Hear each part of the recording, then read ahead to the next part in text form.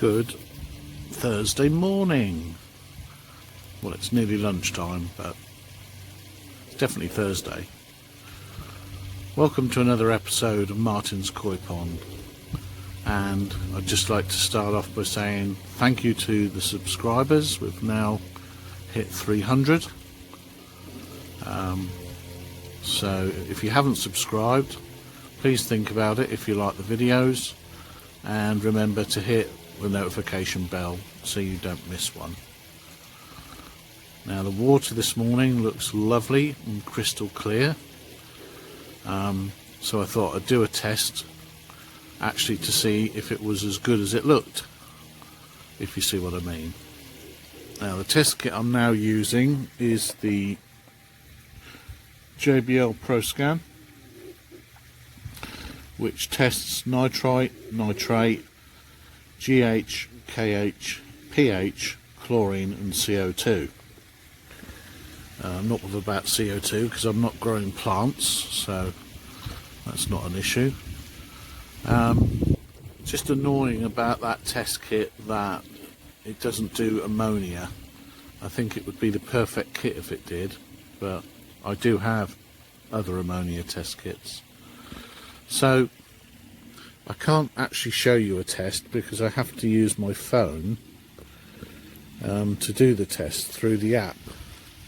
But basically, a test strip starts off like the one on the left, and you dip it in the pond for 1 to 2 seconds, shake off any excess, and then it changes to the one on the right, like the one on the right. And the test strip then goes on this card, like so, and the phone takes a picture of it, and the app analyses that picture. Now the test I did this morning gave me 0.5 nitrite,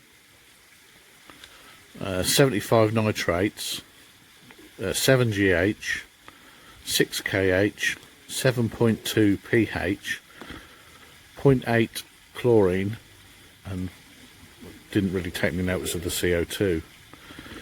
Now interestingly, with this test kit, 0.5 on nitrite is the lowest I've ever seen, other than 0. I don't think it's got a measurement in between. And the same with chlorine, 0.8 is the lowest I've ever seen on that. It doesn't seem to have a measurement between 0.8 and 0. It's either 0 or 0.8. Going on to the nitrates, they're quite high at 75, but I was expecting that because we're 4 or 5 days from me treating with algazin, which has killed off all the blanket weed, and that would have released loads of nutrients into the pond. So it would have released ammonia, it would have released nitrate, phosphate, all sorts. So with that in mind, I'm going to do a quite large water change on Saturday, and I'm contemplating doing a smaller one now.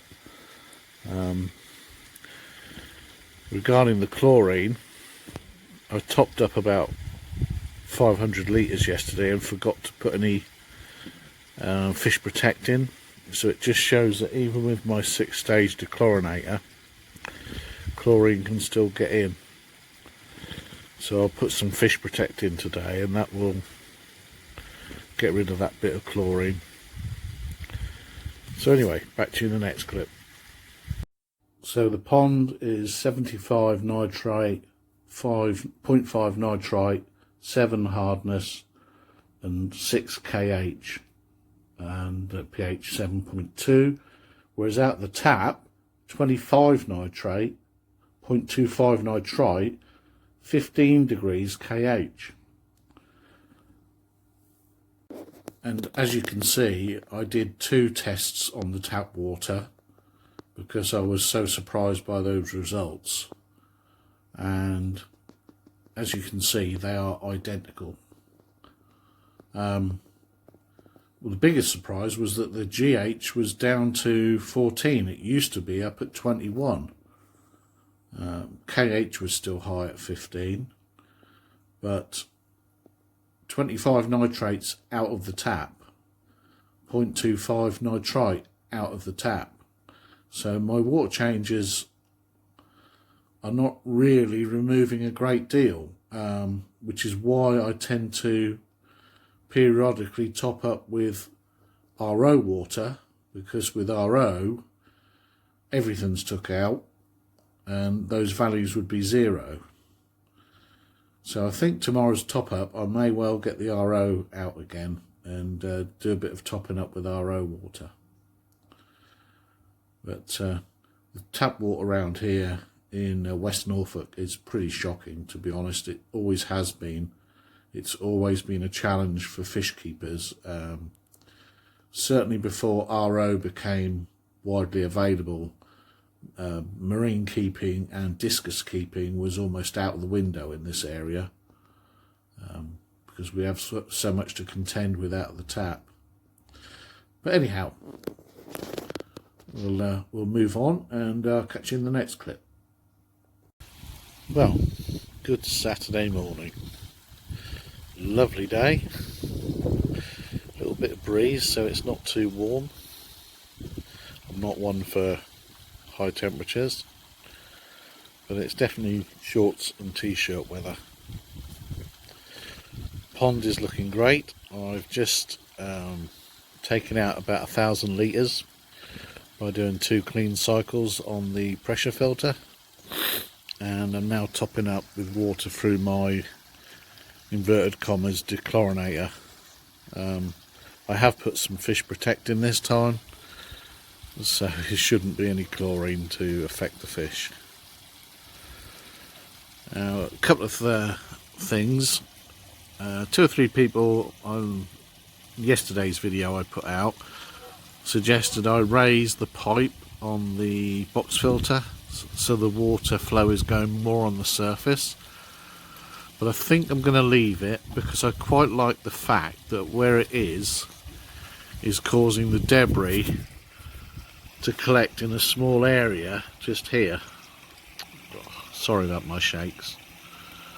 So the debris is collecting in the small area where that shadow is on the bottom of the pond.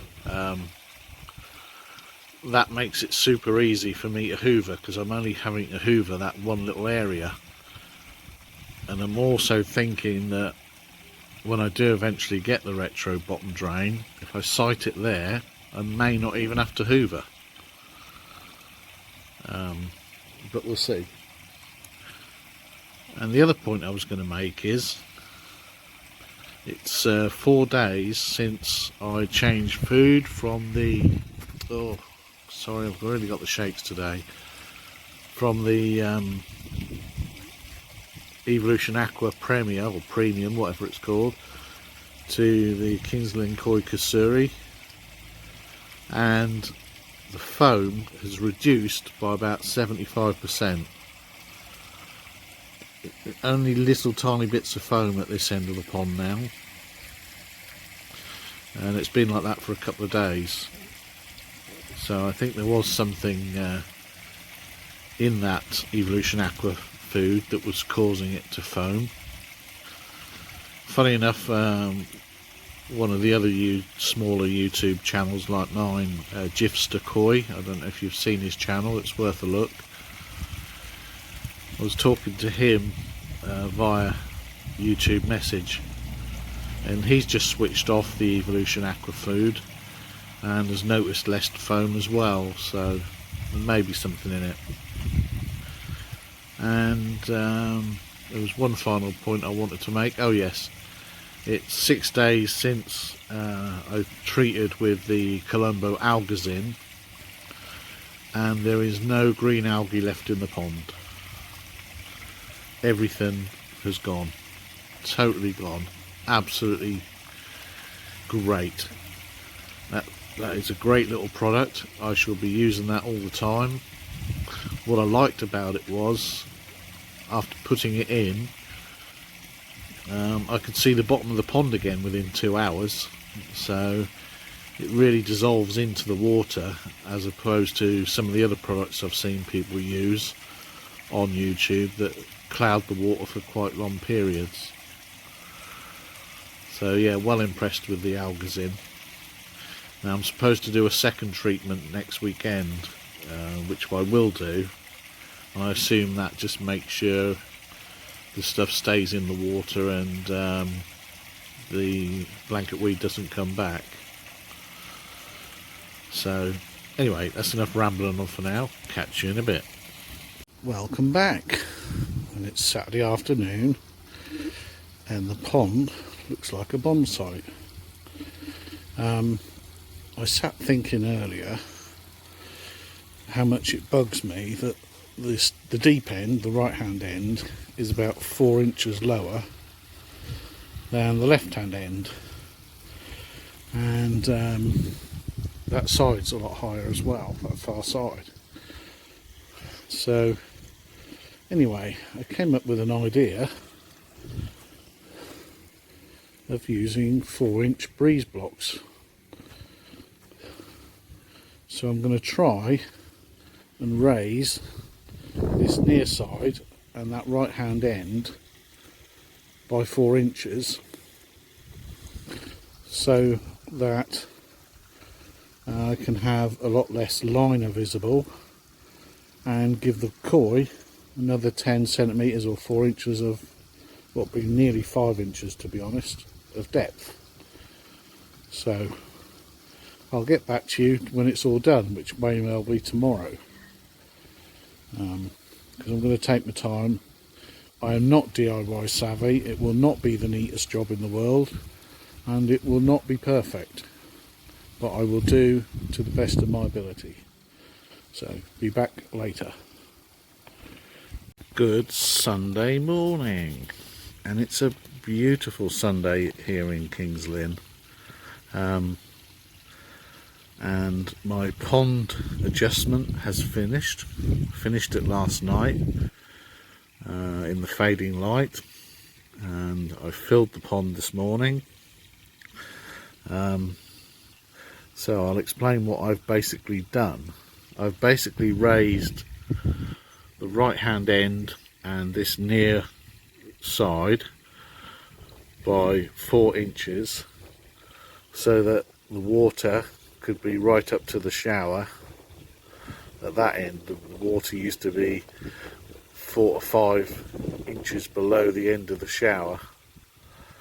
I would say I've gained a good 5 inches depth all round on average. Basically my average depth was between 80 and 90 centimetres. It's now between 90 and a metre, pushing towards the metre mark. I've got over a metre in that corner where the ball is, the deepest corner. A metre in this corner. A metre in the middle, and 90 centimetres or 3 foot at this end. I'm much happier with that depth, especially with the winter coming up. So what have I done? Basically, I showed you a video yesterday where I had a pile of breeze blocks. Well, there's only 5 left, and I've put breeze blocks all along this edge, all along that edge, and all along that far edge up to the filter, because the filter was sat up a bit as it was, and got them fairly level. And then what I've done is I've pulled the liner over the breeze blocks and then trapped it with these rocks. So the rocks are doing a twofold job. They're trapping the, well, threefold job I suppose. They're trapping the liner. They're providing extra weight on top of the breeze blocks to hold them in place, because I've not cemented them in. And they look aesthetically quite pleasing in my view. Now what I've done on the back of the rocks, so you didn't see just breeze block along here, I've put the gravel faced liner that I had all along the back here, and I think that looks quite nice. Well, I like it a lot, so I don't care if people hate it, but it's my pond and I like it a lot.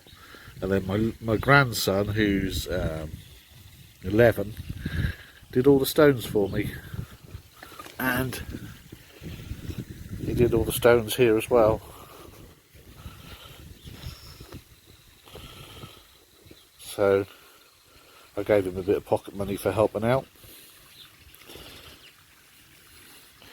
And the pond is noticeably deeper. I was praying that it would be. I was going to think I've done all this work and you couldn't really notice anything, but it is noticeably deeper. I've had to pull the skimmer up a long way to be on the surface.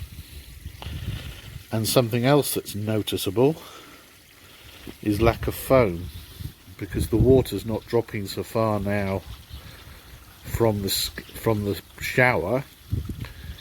Only odd little bits of foam like that one there near the ball are breaking off, and they're finding their way round with the flow and ending up in the skimmer. But the skimmer's now mostly doing what it's paid for, and that's skimming dust off the surface of the pond and leaves and all that sort of jazz.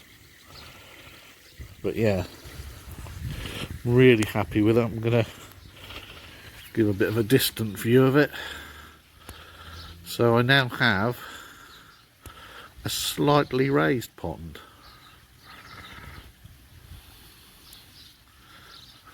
But not so raised that I can't sit in my chair there and not see down to the bottom most of the way across. Anyway, let me know what you think in the comments, and I'll see you in the next one.